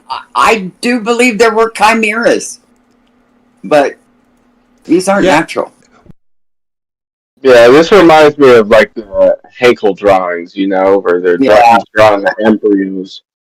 Yeah, it does to me too. Yeah, and I was gonna say, yeah, obviously, I think there was chimeras. Personally, what I would say is like, what I think is kind of a bigger point of this episode is the fact that what they tell us they are, it's not. You know what I mean? It's not. I think some of these could have been natural creatures that had seemingly magical powers that humans hunt down and killed them all because they were dangerous, right? Just like if you look in, you know, what is it, Australia? Australia has killed Scotland. Scotland and Ireland have killed every single wolf that existed on those islands. They no longer exist on those islands. And so I think some of these natural creatures could have been killed, as well as it was saying, these dragons, right, were hunted and killed too because they hurt people, right? Mm-hmm. And so people would get paid to go slay these monsters. And at the beginning, we showed the example of just that, where we get gargoyles from, that there was this, you know, priest that went and killed it and you know, hung it on the top of the church. So sweet. Okay, let's check out this. You know about the missing chapter in Daniel, where Daniel actually killed a dragon, right? So you're ready to. No, I don't know. I don't know what you're talking about. Try to find it for me. There's it's a missing chapter. I think it's actually chapter 13. You might have to find it on the internet. Oh, okay. But it actually talks about Daniel slaying a dragon. Interesting. Yeah, I'll have to check that out. All right, let's check this out. It's only a minute 47. To go down the dinosaur trail. Well, I'll tell you what I learned. It all started sometime in the 1800s, and there was this one woman. I'm not going to go research it. I don't have references. But there was this one woman who started finding dinosaur bones, and it would just be like a mandible or a hip bone. And then they would construct, out of their own imagination, what they thought dinosaurs would look like. It basically was like Pokemon of the 1800s. They were just creating new ones all the time. And it was only this small group of Anglicans that went to this, I think it was Cambridge. I could be wrong. But it all came from one place, and it all started in one location. But throughout all of history before that, there's no one who ever finds dinosaur bones. What I believe is, it was used to cover up dragon bones and giant bones. I do think dragons and giants existed. But dinosaur, there could have been a T-Rex at one point, or something like a pterodactyl. But the whole narrative is what I'm talking about. The 65 billion years ago, they do travel in herds, that kind of stuff. You can tell it's indoctrination because it's all over kids' pajamas. There's all kinds of cartoons and television shows about dinosaurs, friendly dinosaurs. I remember Denver, The Last Dinosaur. It was one of the coolest cartoons when I was a kid. He skateboarded. But dinosaurs in outer space, that's the thing they want us to believe in. You can tell they've invested millions and billions of dollars. I was literally gonna bring up, doesn't this sound like something else that's everywhere in every cartoon? And he brought it up, space and dinosaurs. Yep. Yeah. And we talked about asteroids last weekend, and that requires space, at least for the things that they describe in the mainstream view. Yep. Sweet. That was a good video. Check that guy out. Let's keep chugging along. Liquid asteroid. Let's check this out. It's a few minutes on. A ruthless murder was committed. Someone killed the dinosaurs, and we have the murderer. Witnesses say that an Everest-sized asteroid hit Earth, devastated the planet, and caused a mass extinction. A simple, fascinating, and convincing explanation. Or is it? In the last few years, new evidence has reinvigorated an older theory pointing at a second suspect. a very slow and liquid asteroid 1,000 times bigger hitting Earth on the opposite side of the planet. Like the true crime channel we are, let's look at the new evidence and tell a different story that could change everything we thought we knew. The last days of a kingdom. 66 million years ago, Earth was barely recognizable. It was the last days of the Cretaceous, one of the hottest periods in Earth's history, and much more humid. Lush jungles and woodlands covered much of the planet. Even the polar regions were home to forests of prehistoric pines and ferns. Amazing ecosystems that were robust enough to survive the many months of darkness during the polar night. Oversized animals were everywhere. Pterosaurs filled the skies. Marine lizards and long-necked monsters up to 15 meters swam in the oceans. And on land, basically everything larger than 1 meter was a dinosaur, one of the most successful animals ever to walk Earth, dominating the world for more than 150 million years. And then they were murdered. All these majestic creatures vanished in a split second of geological time. Why? Yes, it is true that around that time a big asteroid hit Earth. But guys, it's obviously true. We know that it happened 65 million years ago. Exactly. Okay. I mean, it's true. Yeah. Yeah. Right. It's obvious. So, what else? What other true things are you going to tell us? Let's listen in. Was this actually what killed the dinosaurs? Or did it arrive just in time to get all the blame? Because, according to some recent science, just before the asteroid struck, an ancient nightmare, older than even the dinosaurs, decided to destroy the world. Let's look at how it might have done it. The beast slowly awakens. The ancient continents almost resembled the world of today, but not quite. India was still a continent-sized tropical island full of lush rainforests and exotic life on its way to smash into Asia. But this paradise also hosted something else. The Deccan Traps, a volcanic region 1,000 kilometers. How again did they know all this information? I don't know, but this is for kids to teach them. It's propaganda, complete propaganda. And we literally talked about it, right? And this is backed up by the public education. Weird. It's like all these topics we're talking about have a connection to them. Amazing. I love how they say all the dinosaurs died except for the alligators. Like, yeah, those are the ones we can always look at and be like, yep, those are the dinosaurs. And all the birds, right? And all the birds, because the birds are the I can look at my chickens. I can look at my backyard and my chickens and be like, yep, look at those little raptors running around. So well, and they have this whole... go ahead, Marcia. Oh, it's just that they talk about 65 million. I mean, they really do propaganda. They are terrible at this, doing this for kids. It just bothers me. Yeah, and look at this picture right here, right? They have this whole diagram of all of this thing existing under the earth. Yet one, they don't have any examples of today. Two, they've never dug any further than 8 miles. Right. So how can they know that all this existed back then? Or did they have satellite feeds back then? Like, come on, guys, this is preposterous. So, and look at how much money and detail were put into these things and how this is said with such conviction that it's true as if it is fact. Undebatable, we know these things. What they're saying is debatable. Was it a big stone or was it a liquid asteroid? That's what this video comes down to, and it's like you said, it's propaganda. Better. So okay, let's check this out. It says Tyrannosaurus Rex may have been 3 separate dinosaurs. Hey everybody, welcome to Studio 64 Podcasts. My name's David and I've been searching around the interzones, some little science, space and tech news to share with you.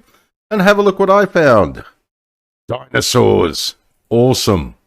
Yes, and we're over here at Indy 100 where they're letting us know that Tyrannosaurus Rex may have been 3 separate dinosaurs, a new study claims. And this is a story by Harry Fletcher. let's have a little bit of a look here at this video and might give us a bit more of a background.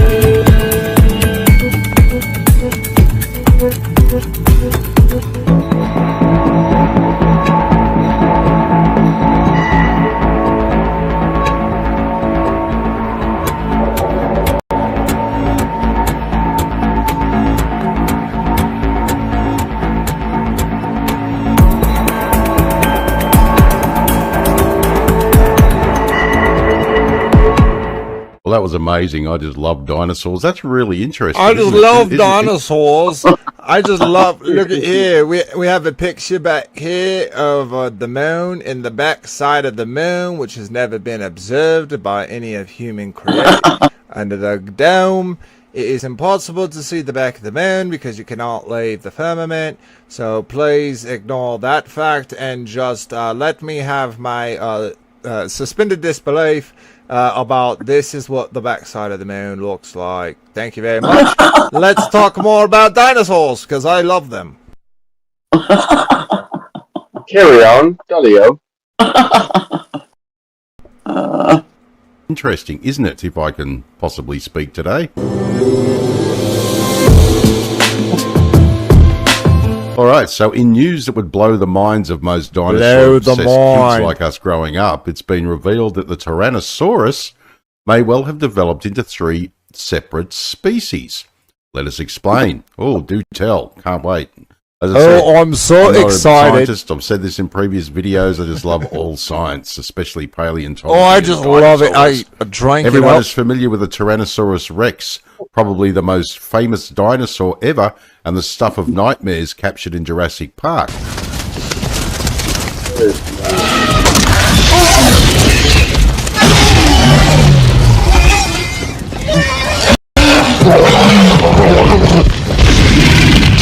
But a new study has shone a light on 2 other variations. He just loves all that science-related stuff, you know, all of it.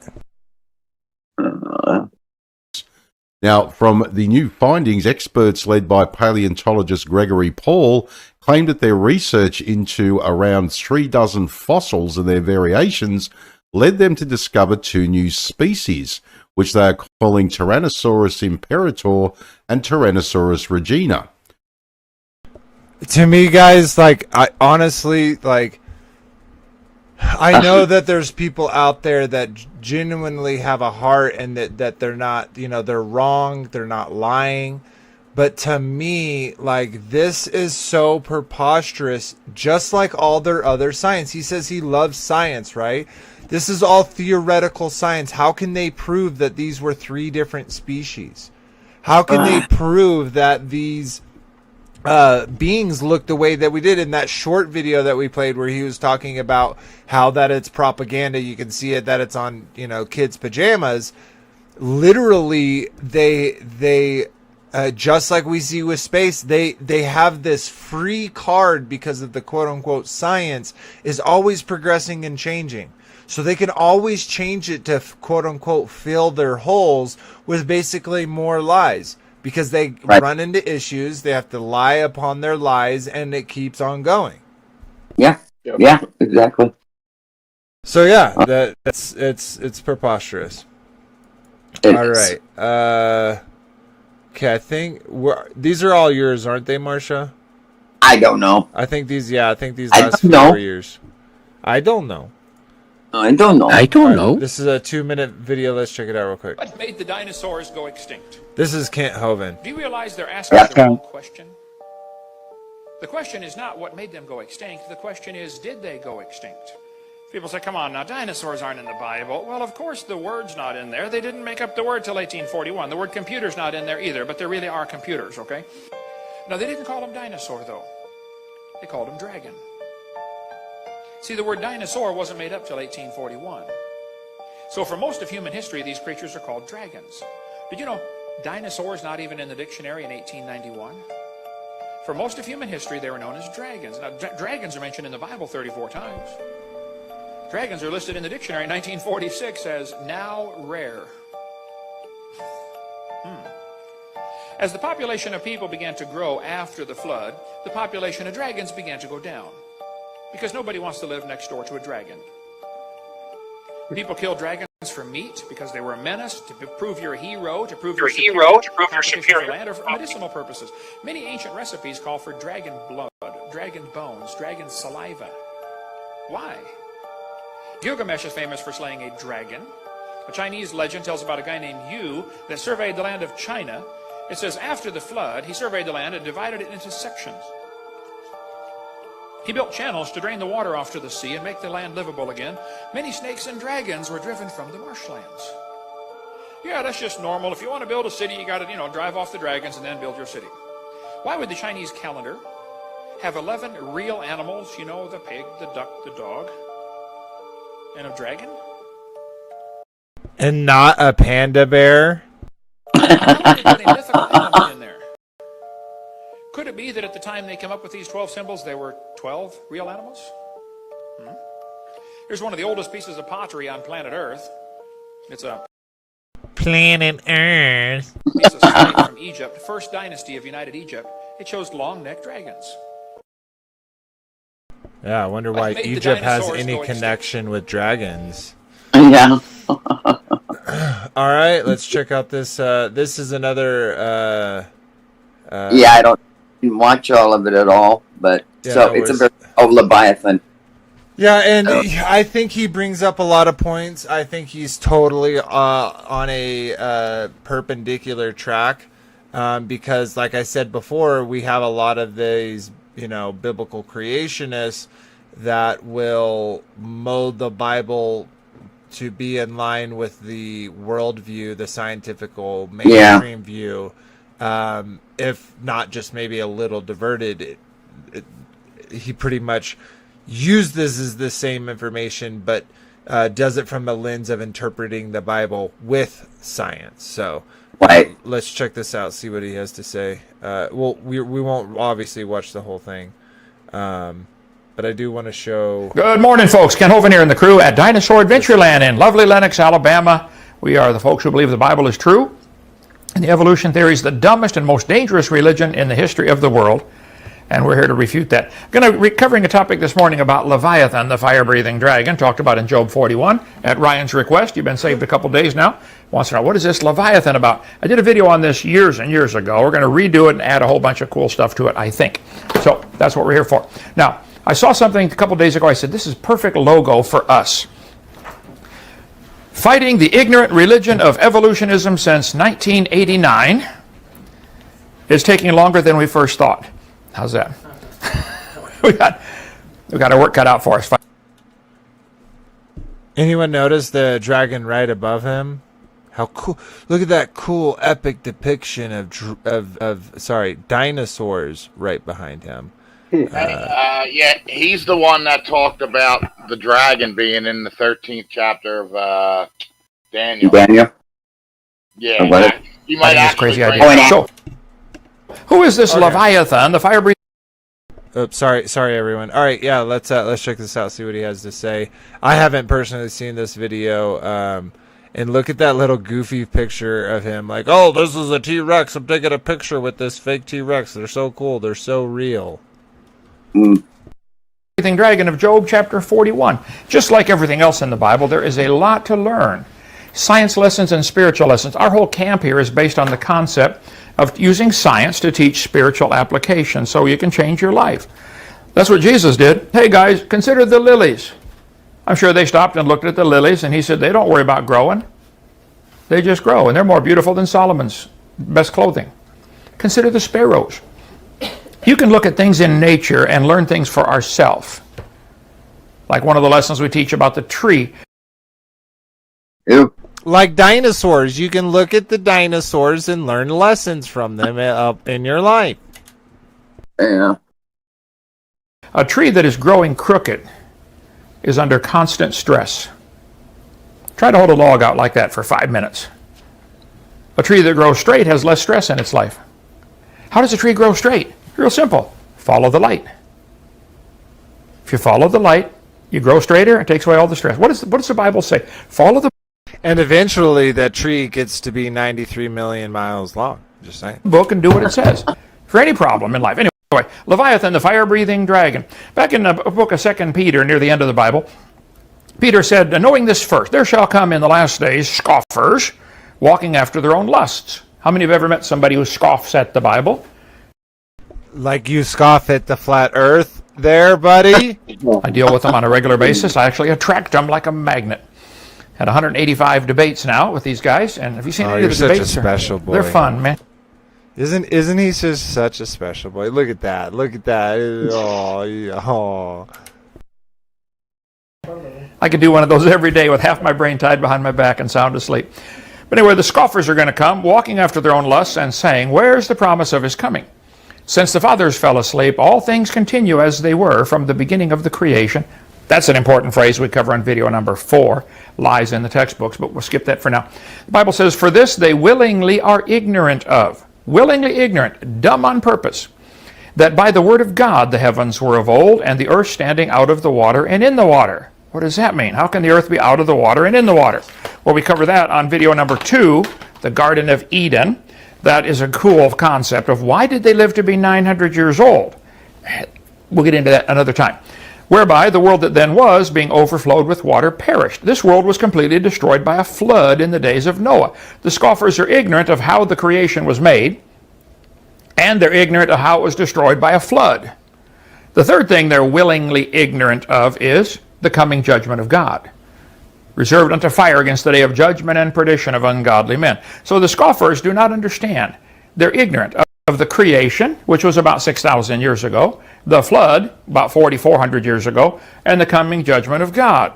Now, before the flood came, during this period right here, during that period from the creation till the flood, according to the Bible, the people lived to be over 900 years old. Read Genesis 5. It could not be more clear. Adam was 930 when he died. Adam lived 130 years and begat Seth, and he lived 800 years after that. People say, where did Cain and Abel get their wives? Well, how many kids could you have in 800 years? Yeah. I'd say they married sisters. She married sisters. Well, calm down. Adam married his rib. Yeah. It's not a problem in the first few generations after that. It wasn't until Moses, 1,000 years after the flood, when God said, okay, that's it, no more close kin marriages. Because today, even Charles Darwin married his first cousin. Yeah. Right, and it didn't work out too good, did it? So after that flood came, things changed. If you read the Bible in Genesis chapter 10 and 11, lifespans dropped off to 400, then 200, then 100. Something changed after the flood, and we get into all that on video number 2 about the Garden of Eden. Anyway, the biggest pterosaur flying over the inland sea is a pteranodon. Like all reptiles, it grows throughout its life. Did you know reptiles grow all their life? You're going to stop growing when you're 16 or 18. At least vertically. Some go horizontally after that, but reptiles stop growing. It's, they never stop growing. People stop growing.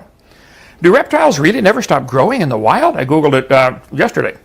Reptiles grow very quickly until they reach maturity. At that point, the growth rate slows down dramatically. They do continue to grow very, very slowly for the rest of their life. Do reptiles really never stop growing?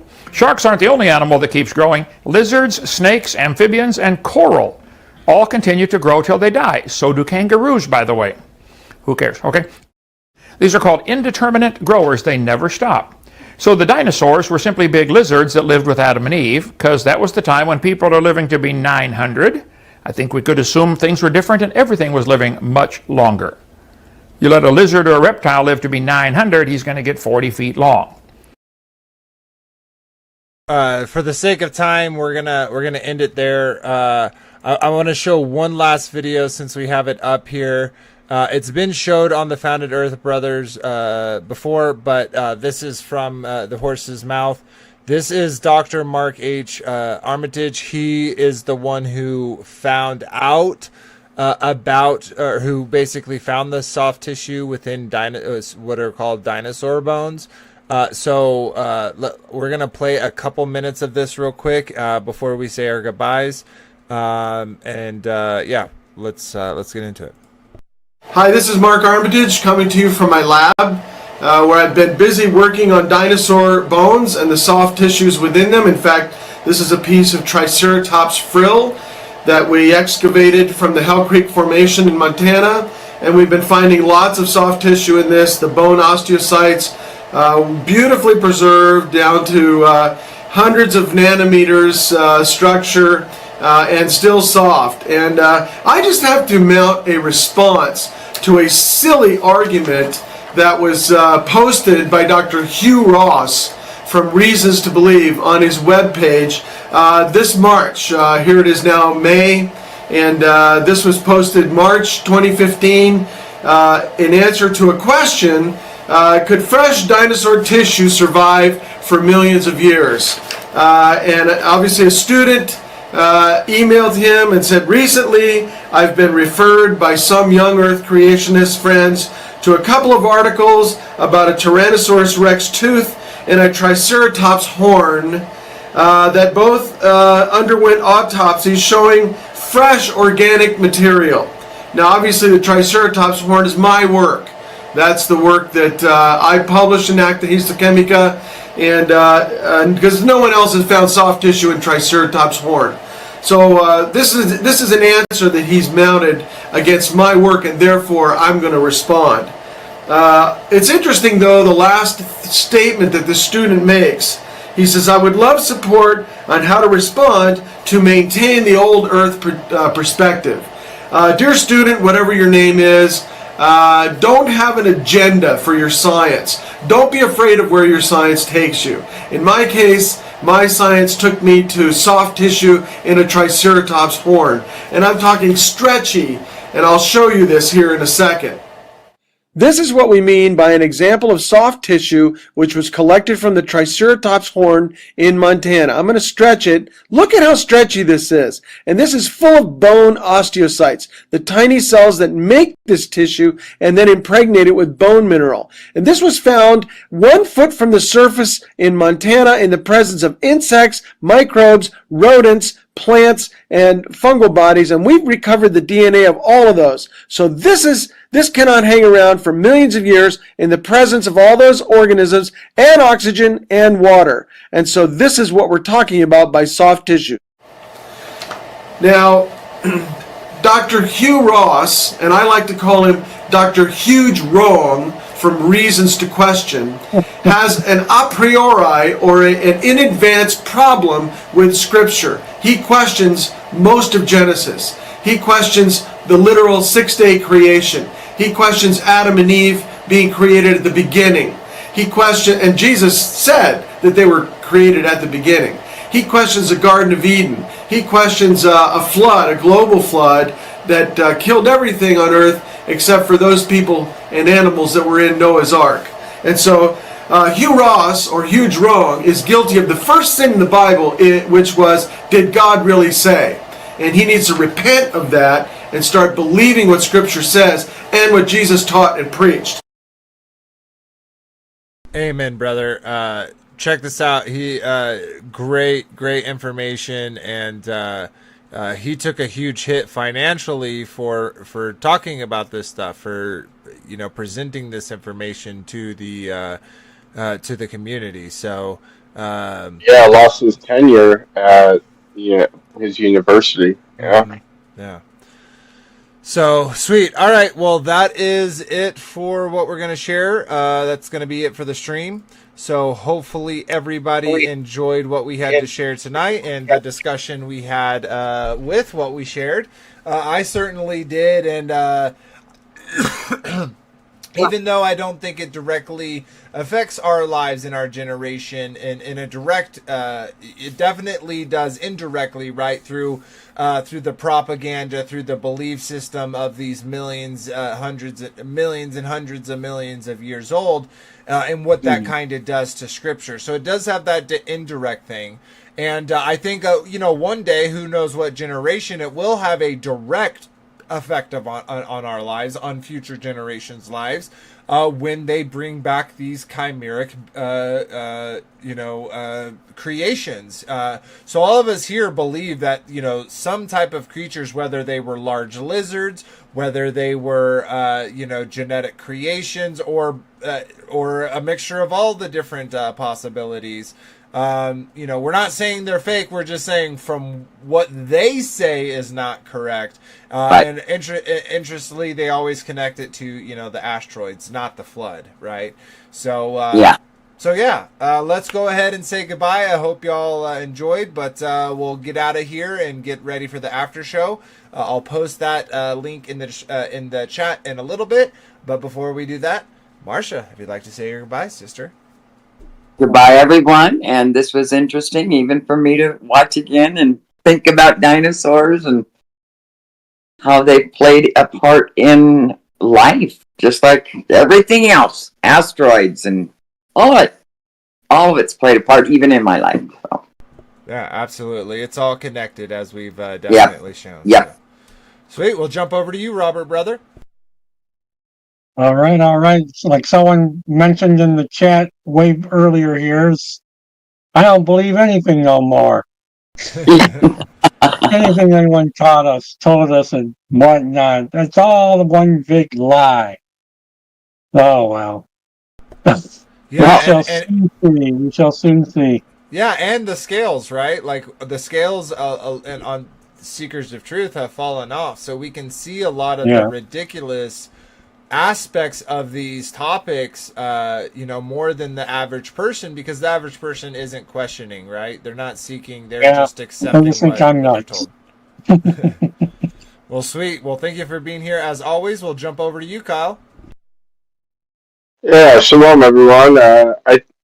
Dinosaurs, they've had to take hundreds of years to create their theory, and they work it around existing information that they already have, just like they do with heliocentrism, where they have to kind of slowly design the model around what the available evidence that they have and make it fit another model it all kind of fits together in another timeline, in another world, I guess. But it's no different as far as tracing back how the lies work. You have the same individuals involved, the same Freemasons and Jesuits, and they've all been found responsible pulling the same hoaxes and scams and making up the same lies.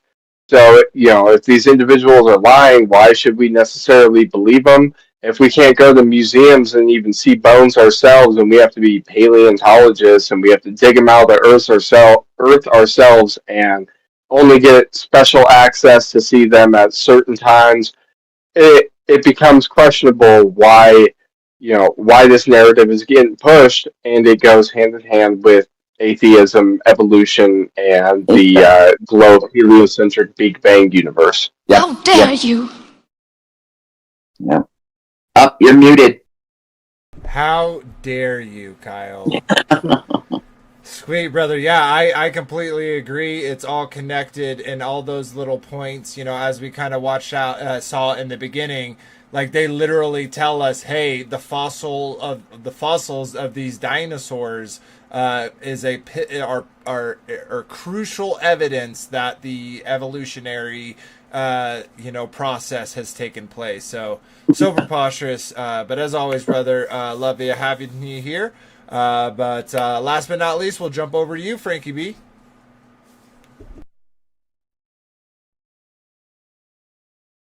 Yeah. Like the guy said in the chat, I don't believe nothing. Everything is a lie. And it's funny that these bricklayers are behind everything. You know what I mean?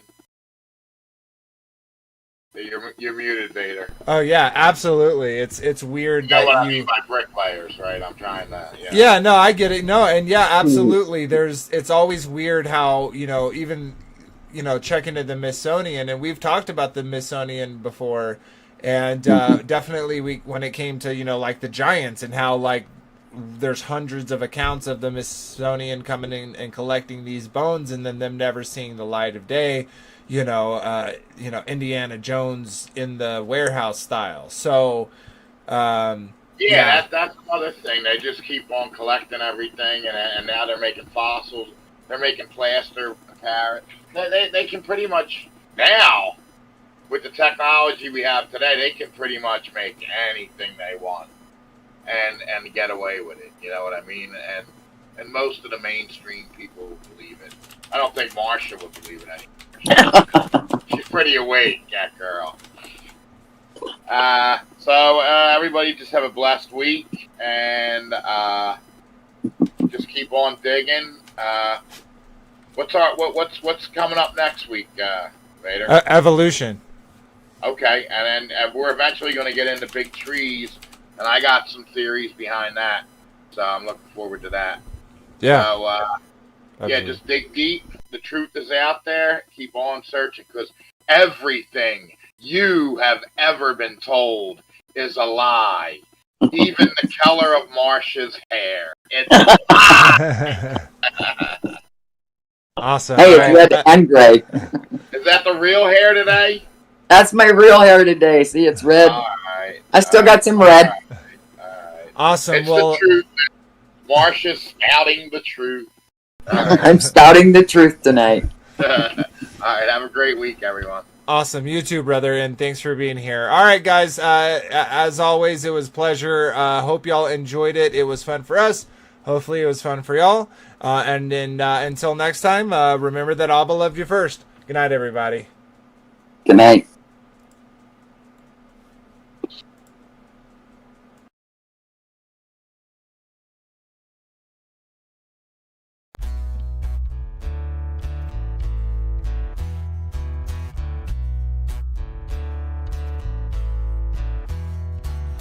It's your glory, conceal the mystery. You give us the honor to search a matter out. You raise up a standard to beat back our enemy. You establish this realm, and like a scroll you spread it out.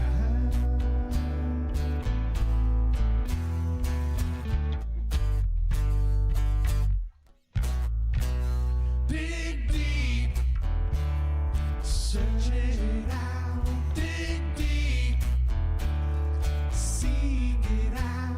Dig deep, go on and walk it out. Dig deep, I give you oil to fill up your